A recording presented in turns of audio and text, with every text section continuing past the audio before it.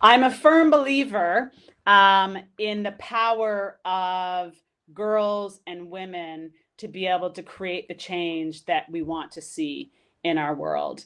And we're here to talk about what that has looked like for Global Girl Project in the past, and certainly, what it's going to look like going forward. So I think we've lost Sajida again, Frederica. So if you're there and you can look for her, that would be lovely.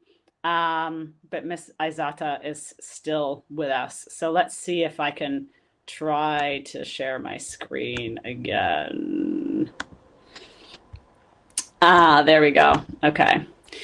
So, for me, starting Global Girl Project was a huge leap. It was something that was very challenging, very scary, and this is what we teach our girls. Find the thing that is most challenging, most scary, and do something about it.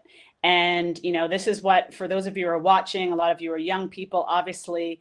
I know that a lot of you have ideas of ways to do things differently and things that you want to do, and maybe questioning whether or not you should take the leap. And I'm here to say absolutely 100% do it.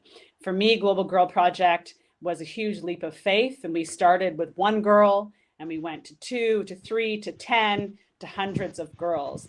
And for us, our whole mission is around how do you mobilize the most marginalized girls within the Global South to become agents of social change through community development and social action. So that is our main mission, and that's what really dictates everything that we do.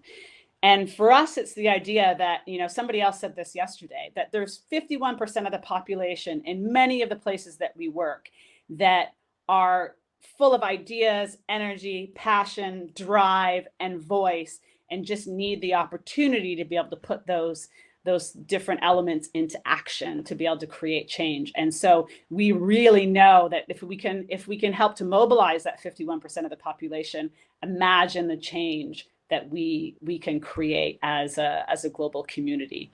And so how do we do this? Just so you know a little bit about us before we go on, because this is about our girls as well, the girls who are here with us today. We do this through 3 different programs. So we started with an exchange program. We started with the idea that girls who are living in poverty in developing countries should have the same opportunities as everybody else to be able to travel, to explore different cultures and languages and religions, and use that experience to be a catalyst to push them forward, to see themselves in different light, see themselves as change makers, as powerful girls, because they're girls and not in spite of. And so that exchange program ran for 5 years until COVID-19 happened. That happened in Nepal. We worked in Nepal for a number of years. And we then developed our Blended Learning Leadership Initiative, which is our, what is our focus right now because of COVID. And I'll explain to you sort of what that means.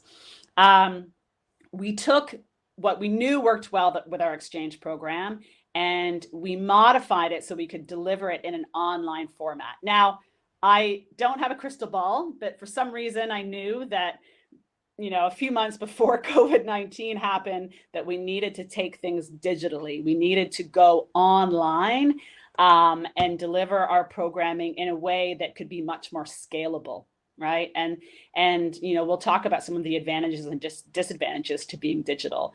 This is one of the advantages, is for us to be able to scale our impact. So that program works in our partner countries in Jordan, Afghanistan, Cambodia, Haiti, South Africa, and India right now.